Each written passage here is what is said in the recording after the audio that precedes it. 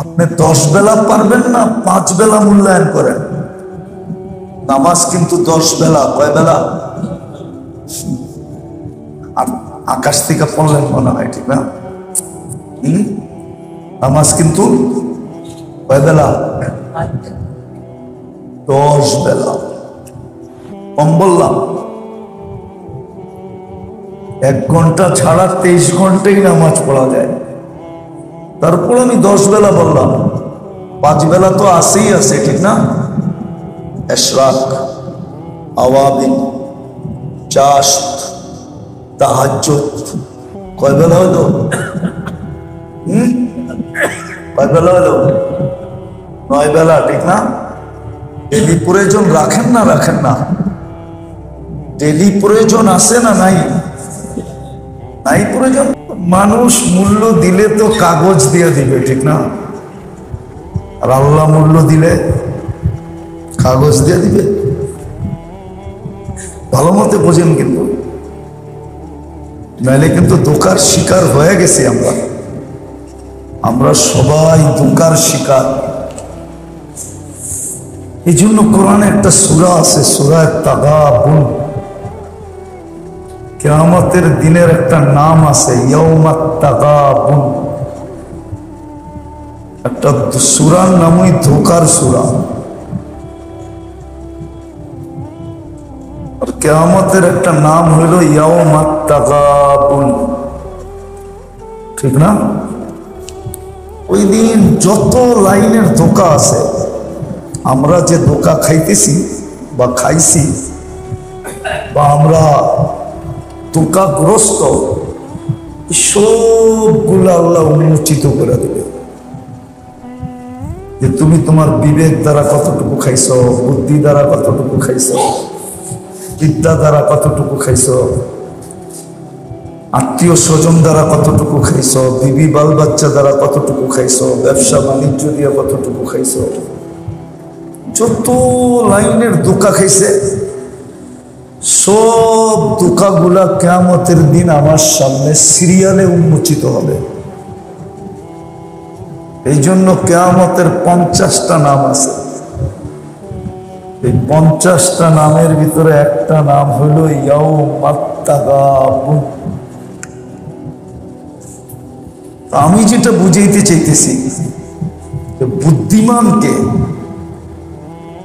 আল্লাহ কাকে বুদ্ধিমান বলে, রসুল কাকে বুদ্ধিমান বলে, আল্লাহর পক্ষ থেকে বুদ্ধিমান হওয়ার সার্টিফিকেট কে পাইল, রসুলের পক্ষ থেকে বুদ্ধিমান হওয়ার সার্টিফিকেট কে পাইল? মানুষের পক্ষ থেকে না। মানুষ তো এরকম অন্ধ, এরকম অন্ধ মানুষ। আবার বললে রাগ হয়ে যান কিনা বলবো? মানুষ তো এরকম অন্ধ, মানুষের মেশিন এত ভুল রিপোর্ট দেয় যে 9-6 করে কিছু হয়ে গেছে, মানুষ একে বুদ্ধিমান মনে করে, ঠিক না? না সত্য না? সত্য।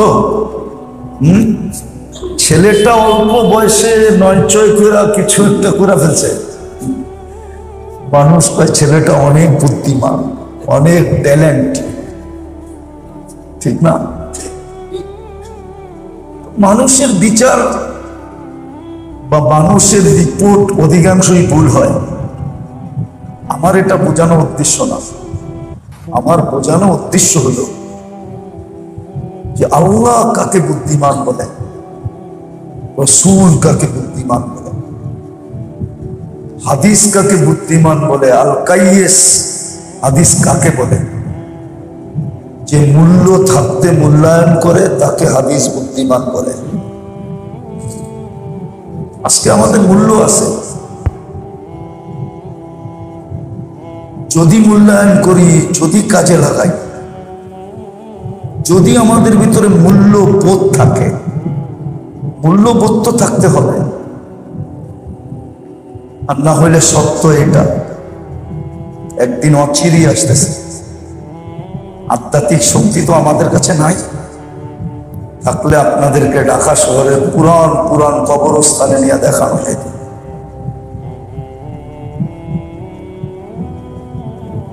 আজকে আল্লাহ মূল্য দেওয়ার জন্য 24 ঘন্টা ডাকতেছে, মূল্যায়ন করার জন্য 24 ঘন্টা ডাকতেছে, 24 ঘন্টা অপেক্ষা করতেছে।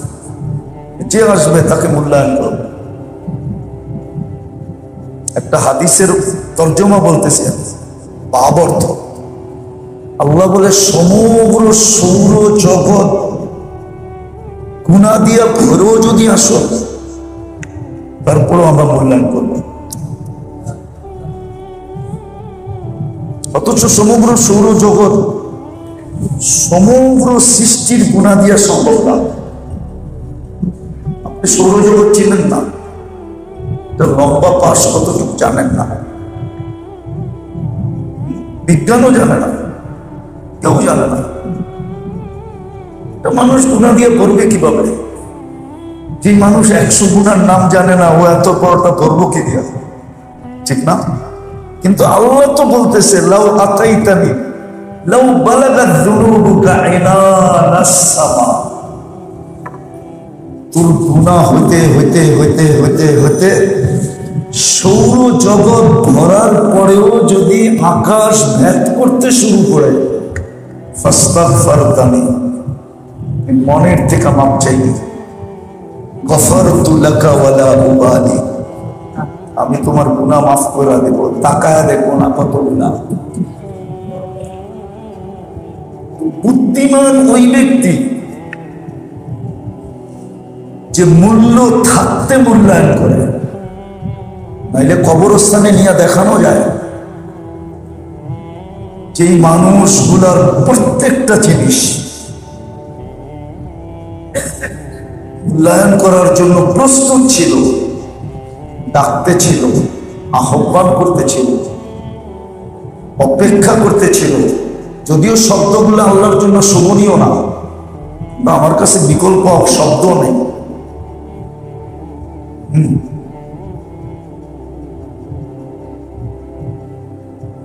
আল্লাহ অপেক্ষমান। আজকে কেউ মূল্যায়ন করতে চায় না, কারোর কাছে মূল্যবোধ নেই। কবরে যে দেখা যাবে, বেশিরভাগ লোকই 24 ঘন্টা মাপ চাইতেছে, আল্লাহ তাকায় দেখেন না, মূল্যায়নও করেন না।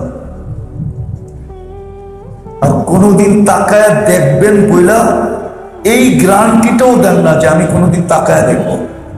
বরং কোরআন উল্টাটা বলে, 1000 বৎসর টানা চাইতে থাকবে, তারপরে ফেরেশতার পক্ষ থেকে আল্লাহর অনুমতিতে আওয়াজ আসবে, ক্বালুক সাউ ফিহা ওয়ালা তুকাল্লিমু।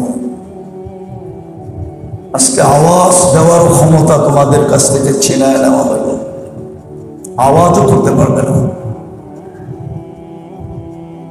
অথচ আজকে কিন্তু মূল্য আছে, আপনার মুহূর্তের মূল্য আছে, আপনার দৃষ্টির মূল্য আছে, আপনার কদমের মূল্য আছে। খোদার কসম, এমন একটা জিনিস নাই পেশাব পায়খানা থেকে নিয়ে সবচেয়ে নিম্নমানের জিনিস পেশাব পায়খানা, এটারও মূল্য আছে যদি আমি মূল্যায়ন করি। মূল্যায়নের তরিকও বলা আছে। যদি নবীর তরিকায় পেশাবখানায় ঢুকলা, বন্ধুর রং নিয়ে ঢুকলা, বন্ধুর রং নিয়ে বাহির হইলা, তাহলে এটাও আমরা মূল্যায়ন করব। এটাও তোমার আমল নামায় আসবে, নেকির পাল্লায় আসবে। স্ত্রীর সাথে মিলনটাও নেকির পাল্লায় আসবে। দুইজনে বৈশা হাসাটাও নেকির পাল্লায় আসবে, দুইজনে বৈশা হাসতেছে। কোনদিন বলছেন আবার রাগ হয়ে যান কিনা, একটু হাসো, ওই যে আপনারা হাসা দিলেন, ঘরে যেয়ে বলছেন, ঘরে যেয়ে হাসছেন, এটাও তো সবের কাজ ছিল। একটু দেখা আমি হাসি, বউ পাশে বউ, তোমারে দেখে একটু হাসি, তুমিও যে আমারে পাইলা, একটু আমার দিকে দেখা তুমি হাসো। এটা মূল্য। জীবনের কর্মগুলো বড় মূল্যবান, জীবনের অঙ্গের ব্যবহারগুলো বড় মূল্যবান, এই জানটা বড় মূল্যবান, জানের ব্যবহারটা অনেক মূল্যবান। কম বেশি যা আল্লাহ আমাদেরকে দিচ্ছেন কম বেশি তো মূল্যবান। আজকে 1 পয়সা মূল্যবান। এই জন্য কোরআনে একটা শব্দ আছে, জানি না আল হাক্কার ভিতরে মনে হয় আছে, যে কিয়ামতের দিন কঠোরতা দেখা সারা দুনিয়াটা যদি সোনা দিয়া বানায় দেই, আর ওকে যদি বলা হয় এটার বিনিময়ে এই পুরাটা যদি দিয়া দাও, তাইলে তুমি মুক্তি পাইতে পারো, তো সে এক বাক্যে রাজি হয়ে যাবে যে এটা নিয়ে নেন, আমাকে মুক্তি দিয়ে দেন। আবার কোরআনে এই শব্দটাও আছে, একদিনের জন্য। কয়দিনের জন্য? শুধু একদিনের কঠোরতার জন্য। আজকে 1 টাকা দিয়ে আপনি মুক্তি পেতে পারেন, 1 টাকা দিয়ে। কয় টাকা আছে? কিতাবে আছে। যদি মূল্যায়ন করতে পারেন তো 1 টাকা দিয়ে আপনি মুক্তি পেতে পারেন, 1 টাকা দিয়া, 1 পয়সা দিয়া মুক্তি পেতে পারেন, 1 পুলি দিয়ে আপনি মুক্তি পেতে পারেন। এই জন্য আমি বুঝাইতে চাইতেছি, মূল্য থাকতে মূল্যায়ন করি। একদিন আমি মূল্যায়ন করতে যাব, কিন্তু মূল্যও থাকবে না, সুযোগও থাকবে না। একটা হলো সুযোগ আছে মূল্য নাই, এমনও না, না সুযোগ থাকবে না মূল্য থাকবে, কিন্তু আমি মূল্যায়ন করতে চাব, মনে প্রাণে চাব, জান দিয়া চাব, কিন্তু আল্লাহর পক্ষ থেকে তাকানো হবে না। এটাই কেউ লিখছিলেন, এক আল্লাহওয়ালা কবরস্থানে বসে কাঁদতেছে। যুবক যে বলতেছে, বাবা তুই কবরস্থানে কাঁদোস কেন? তোর এই কান্না দেখবে কে? যদি তোর কোনো প্রয়োজনই থাকে, তুই কবরস্থানে মিটাবে কে? কবরস্থান। বাবা বলতেছিল, যুবক আমি যদি বলি তাইলে তুমি বুঝবে? বলছে, বলো বাবা দেখি বুঝে আসে কিনা। তো বলতেছে, শোন আমি চোখে দেখতেছি, এই মানুষগুলা যখন উপরে ছিল তো এদেরকে ডাকা হইত, 24 ঘন্টা আল্লাহ ডাকতেন। 5 বেলা তো ডাকেনি, 24 ঘন্টাই কিন্তু ডাকে। রাতের একটা পর্বে ডাকে, 24 ঘন্টা তো ডাকেনি, বিশেষত্বর সাথে রাতের এক পর্বে আল্লাহ বিশেষভাবে ডাকেন, বিশেষভাবে। কার কি দরকার এটার জন্য ডাকেন? কি দরকার বল,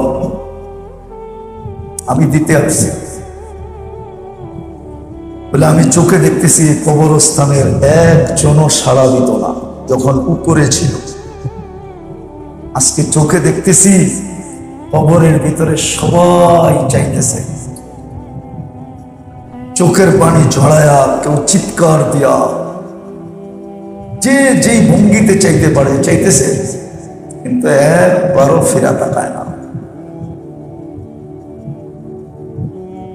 আমরাও কি চাই যে আমাদের এই অবস্থা হোক? এলা আমার কথাটা বোঝেন, খুব বিবেকের ভিতরে কাইথা নেন, বিবেকের ভিতরে কাইথা নেন। আপনি 10 বেলা পারবেন না, 5 বেলা মূল্যায়ন করেন। নামাজ কিন্তু 10 বেলা, কয় বেলা? আর আকাশ থেকে পড়লেন মনে হয়, ঠিক না? নামাজ কিন্তু কয় বেলা? 10 বেলা, কম বললাম? 1 ঘন্টা ছাড়া 23 ঘন্টাই নামাজ পড়া যায়। তারপর আমি 10 বেলা বললাম, 5 বেলা তো আসেই আছে, ঠিক না? ইশরাক, আওয়াবিন, চাশত, তাহাজ্জুদ, কয় বেলা হলো? কয় বেলা হলো? 9 বেলা, ঠিক না? ডেলি প্রয়োজন রাখেন না রাখেন না? ডেলি প্রয়োজন আছে না নাই? নাই প্রয়োজন? হ্যাঁ, তো সালাতুল হাজাত আরেক বেলা। কয় বেলা হইল? আপনি 10 বেলা না পড়েন, 5 বেলা পড়েন, 5 বেলা তো পড়বেন না, এটাও পড়বেন না। উচিত তো ছিল 10 বেলা পড়া। 5 বেলার সাথে সাথে উচিত ছিল ইশরাকও পড়া, চাশত পড়া, আওয়াবিনও পড়া, তাহাজ্জুদ পড়া। আবার ডেলি প্রয়োজন আছে বিদায় সালাতুল হাজাত পড়া, ডেলি আল্লাহকে বলা, ঘরের তে বাইরেছি, মিষ্টি কিন্তু এটা দিয়া দিছে, এটা কিন্তু বাসায় লাগবো, আপনি না দিলে কই পাবো, সহজে দিয়া দিয়েন, গরমের দিন, বেশি ক্লান্ত যেন না হই, গাম যেন না জড়ে,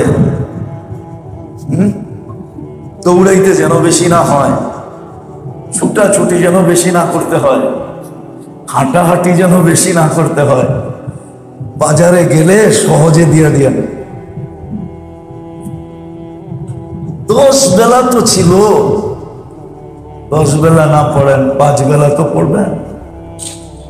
তাইলে না বুঝে গেল আপনি বুদ্ধিমান, বুঝে গেল বুদ্ধিমান।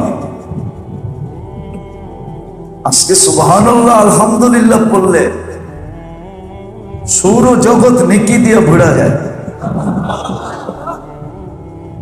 আপনি ডেলি 100 বার পড়া, এটা ভাবলেন যে 100 বার সৌরজগৎ নেকি দিয়া বললাম, এটা হলো বুদ্ধিমান। 100 বার না পড়েন, 1 বার তো পড়বেন, তাইলেও তো বুদ্ধিমানের সিরিয়ালে থাকতাম, 1 বারও তো পড়ি না।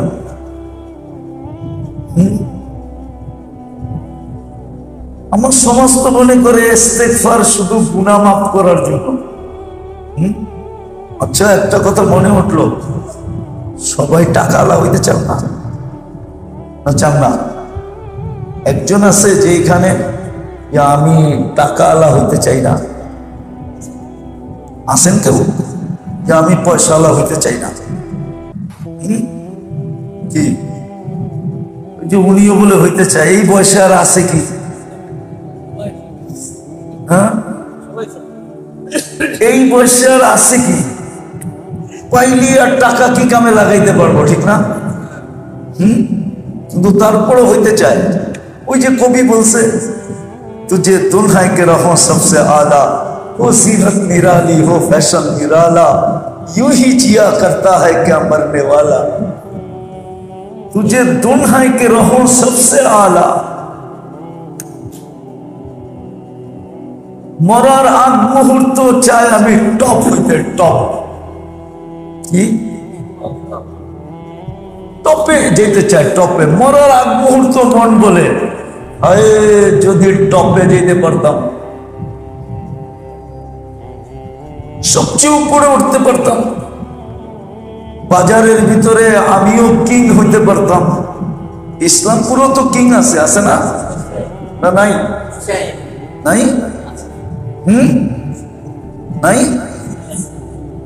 আপনারা তো আমার চেয়ে বেশি চিনার কথা, আমি তো মাসে 1 বার আই, এখন তো পুরান টাউনে আসাই হয় না। যেদিন আসি ওই দিন ইসলামপুর খোলাও থাকে না, শুক্রবারে আসি। তো আপনাদেরকে তো ইসলামপুরের টপ 10দেরকে চেনা উচিত। টপ 10 বোঝেন? 10 জন বড় ব্যবসায়ী, যাদের কাছে ইনপুট কন্ট্রোল, যাদের কন্ট্রোলে ইনপুট, নতুন একজন দাঁড়াইতে গেলেই ওনারা এমন ধাক্কা দেয়, আগে বুড়িগঙ্গার ওই পারে যে পড়তো, এখন তো পদ্মার ওই পারে যে পড়ে, কেন ব্রিজ হয়ে গেছে, ঠিক না? তো কবির কথাই সত্য, तुझे दुन्हा के रहो सबसे आला, हो जीनत निराली हो फैशन निराला, यूं ही जिया करता है मरने वाला। तो দুনিয়ায় সবাই টপে উঠতে চায়, ঠিক না? হ্যাঁ, কিন্তু ডেলি অগণিত বার দুরূদ ইস্তেগফার করতে চায় না। অথচ আল্লাহ বলতেছে, আল্লাহ বলতেছে, আমি কোরআনের আয়াত দিতেছি, ইয়াজিদকুম বিআমওয়ালিন ওয়া বানিন। ইয়াজিদ, এই ভুল বলতেছি নাকি? আমার ডাইনে হাফেজ আছে, বামে ডাইনে দুইজন আছে, বামে একজন আছে। ইয়াজিদকুম বিআমওয়াল, আল্লাহ বলে কত মাল লাগবো বাড়ায় দেব, কিন্তু তুই অগণিতবার ইস্তেগফার কর। ইয়া কওম ইস্তাগফিরু কওমা, ইয়া কওম ইস্তাগফিরু রাব্বাকুম ইন্নাহু কানা গাফফারা ইউরসিলিস সামা আলাইকুম মিদরারা ওয়া ইয়াজিদকুম ওয়া ইউমদিদকুম বিআমওয়ালিন ওয়া বানিন। মাল বাড়ায় দিন, অথচ সবাই চায় টাকা বাড়ুক, কিন্তু ইস্তেগফার করতে কেউ চায় না। ইস্তেগফার 3 কারণে, জানেন? ইস্তেগফার শুধু গুনার জন্য না,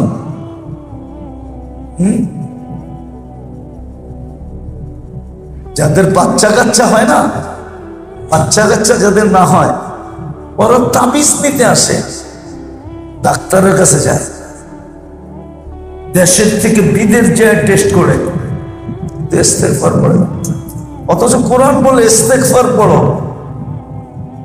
বিআমওয়ালিন ওয়া বানিন, সন্তান বাড়ায় দেব।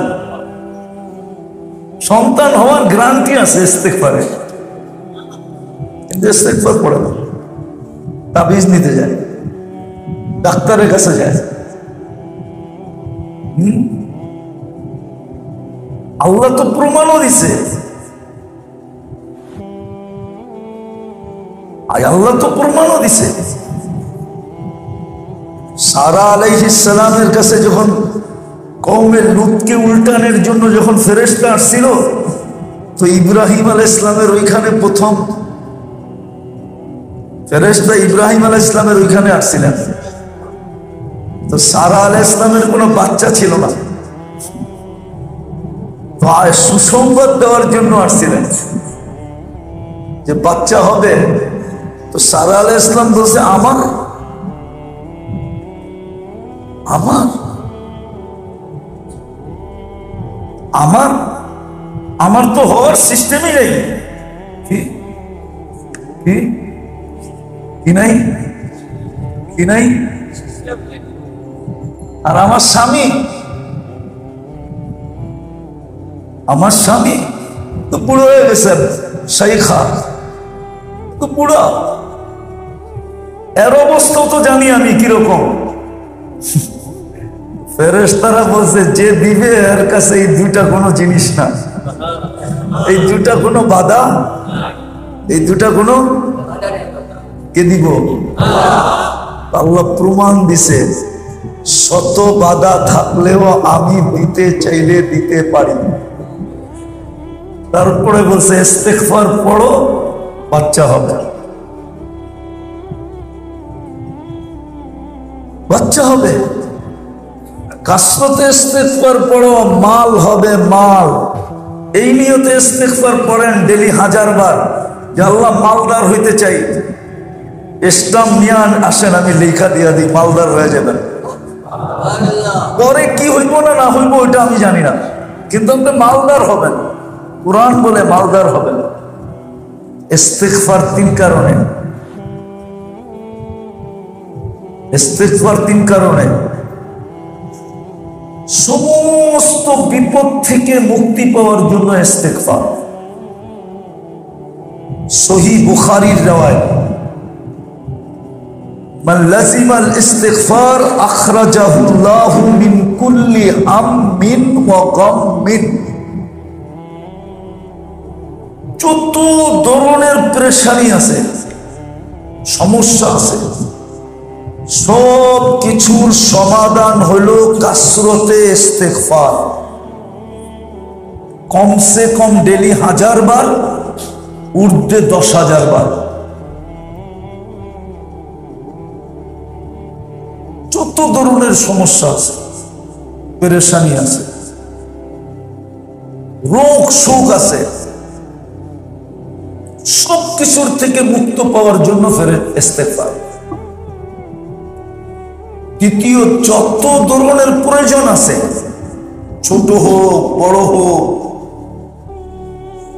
সম্ভাব্য হোক অসম্ভব হোক, সমস্ত প্রয়োজন মেটানোর জন্য হলো ইস্তেগফার।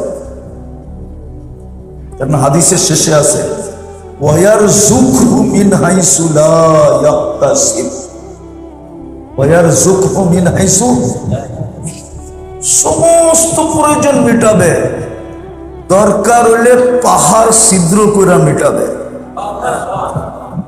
আকাশ ফাইরা মেটাবে। ভালো মতে গাইতা রাখেন দিলে। আমাদের ধারণা ভুল, আমরা মনে করি ইস্তেগফার খালি গুনার লেগা। এটা সিরিয়ালের 3 নম্বরে।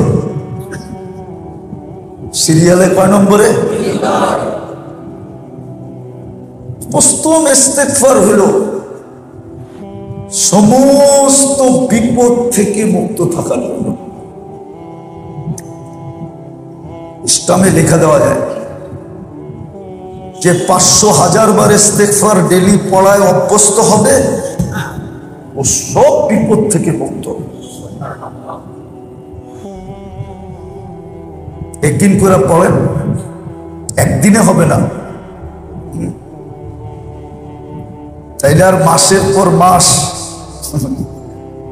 প্রশাসনের লোকগুলা জাতির টাকা খরচ করতো না গুলির পিছনে, শুধু এম ঠিক করার জন্য, নিশান ঠিক করার জন্য খরচ করে না? না করে না? আবার বৎসরে একবার কি করে না, বৎসরে একবার প্রশিক্ষণ চেক করতেন না, প্রতি বছর প্রশিক্ষণ চেক করে। দেখেন সেনাবাহিনীকে শীতকালীন প্রশিক্ষণ আছে, ওরা ওইটাকে চেক করে, ওই যে ট্রেনিং দিছি ওইটা ঠিক আছে কিনা, নিশান যে বানাইছি ওইটা ঠিক আছে কিনা। আপনিও পড়তে পড়তে একদিন নিশান ঠিক হয়ে যাবে, এম ঠিক হয়ে যাবে। এটাকে আমাদের ভাষায় বলে আপনি আমেল হয়ে যাবেন, আমেল। তখন আর তাবিজ লাগো কাছে যেতে হবে না, পানি পড়া লাগো কাছে যেতে হবে না। বরং অগরে পাইলে আপনি ডাইকা কইবেন আমি একবার পড়ি, তুই 100 বার পড়, দেহি কাটটা লাগে। তখন আপনারটাই লাগবে। এই জন্য একদিনে হবে না, অভ্যাস করতে হবে। অভ্যাস যখন করবেন তো দেখবেন ইনশাআল্লাহ। আমার কাছে প্রমাণ আছে,